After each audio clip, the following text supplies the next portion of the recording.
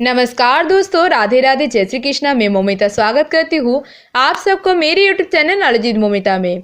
आज मैं आप सबके साथ माघ मास महात्म्य के 19वां अध्याय की कथा शेयर करूंगी। तो ये जानने के लिए मेरे साथ वीडियो में अंत तक जरूर बने रहेगा। तो चलिए शुरू करते हैं। ओम नमो भगवते वासुदेवाय नमः। वह पांचों कन्याएं इस प्रकार विलाप करती हुई बहुत देर तक प्रतीक्षा करके अपने घर लौटी।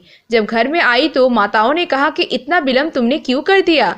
तब कन्याओं ने कहा, हम किन्नरों के साथ कीड़ा करती हुई सरोवर पे थे और कहने लगी, आज हम थक गए हैं, और आकर लेट गई। वशिष्ठ जी कहते हैं, इस प्रकार आशय को छुपाकर वे विरह की मारी पड़ गई। उन्होंने घर में आकर किसी प्रकार की कीड़ा नहीं की। वह रात्रि उनको एक युग के समान बीती। सूर्यनारायण के उदय होते ही वह अपने आप को जीवित मानती हुई माताओं की आज्ञा लेकर गौरी पूजन करने के लिए कन्याओं के साथ वहां पर जाने लगी।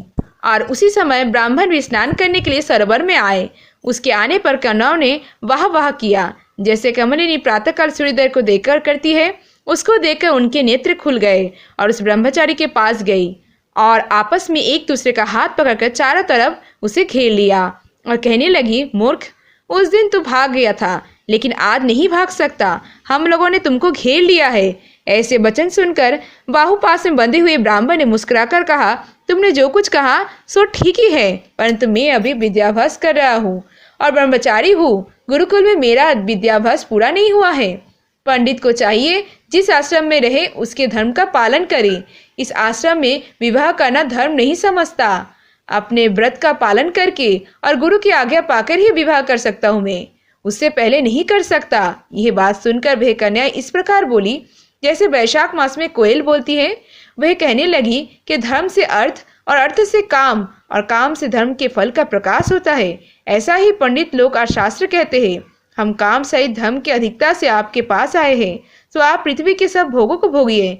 उस ब्राह्मण ने कहा, तुम्हारा वचन सत्य है, किंतु मैं अपना व्रत के समाप्त करके ही विवाह कर सकता हूँ, पहले नहीं कर सकता।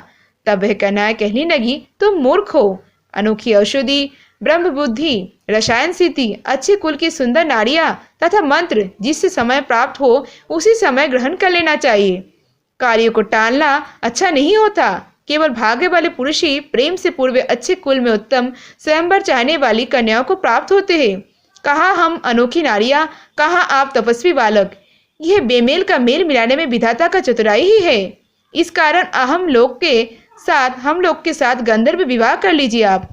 ऐसे वचन सुनकर उस धर्मात्मा ब्राह्मण ने कहा, व्रती रहकर उस समय विवाह नहीं करूंगा, मैं स्वयंवर का इच्छा नहीं करता। इस प्रकार उसके वचन सुनकर उन्होंने एक दूसरे का हाथ छोड़कर उसको पकड़ लिया। सुशील और सुश्वरा ने उसका भुजाएं को पकड़ लिया, सुतारा ने आलिंगन किया और चंद्रिका ने उसका मुख चूम लिया। परंतु फिर उसने क्रोधित होकर उनको श्राप दे दिया, तुम डायन की तरह मुझसे चिपटी हो, इस कारण पिशाचिनी हो जाओ। ऐसे श्राप देने पर वह उसको छोड़कर अलग खड़ी हो गई। उन्होंने कहा, हम निरापराधियों को वृथा क्यों श्राप दिया। तुम्हारी इस धर्मगता पर धिक्कार है। प्रेम करने वालों से बुराई करने वालों सुख देने दोनों लोकों में नष्ट हो जाते हैं, इसलिए तुम ही हम लोगों के साथ पिशाच हो जाओ। तब वह आपस में क्रोध से उस सरोवर पर पिशाच पिशाचनी हो गए और बस पिशाच पिशाचनी कठिन शब्दों से चिल्लाते हुए अपने कर्म को भोगने लगे। वशिष्ठ जी कहने लगे कि हे राजन, इस प्रकार वह पिशाच उस सरोवर में इधर उधर फिरते रहे। बहुत समय पश्चात मुनियों में श्रेष्ठ लोमस ऋषि पौष शुक्ल चतुर्दशी को उस अछूत सरोवर पर स्नान करने के लिए आए। जब क्षुधा से दुखी इन पिशाचों ने देखा तो उनकी हत्या करने के लिए गोल बांधकर उनको चारों तरफ से घेर लिया। वेद निधि ब्राह्मण भी वहां पर आ गए और उन्होंने लोमस ऋषि को साष्टांग प्रणाम किया।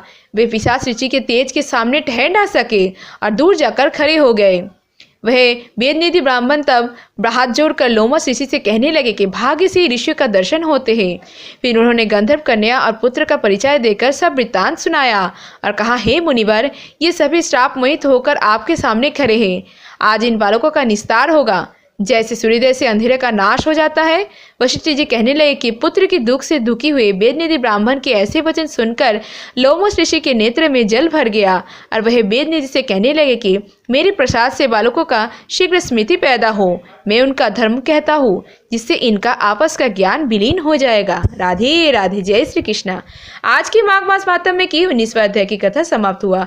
इसके आगे की वृत्तांत आप आने वाले अध्याय में सुनिएगा। अगर आप भगवान श्री कृष्ण के भक्त हो और ये वीडियो आपको अच्छी लगी तो वीडियो को ज्यादा से ज्यादा लाइक और शेयर जरूर कीजिएगा। ऐसे और वीडियोस पाने के लिए मेरे चैनल नॉलेज विद मौमिता को जरूर सब्सक्राइब कीजिएगा और सब्सक्राइब के वाले में बेल आइकन दबाना मत भूलिएगा, जिससे कि आने वाले वीडियो का नोटिफिकेशन जल्द से जल्द मिल जाए। और कमेंट में लिखना मत भूलिएगा वीडियो कैसी लगी। आज के लिए इतना ही। मैं मिलूंगी नेक्स्ट वीडियो में, तब तक के लिए tata bye. Thanks for watching. Radhe Radhe. जय श्री कृष्णा।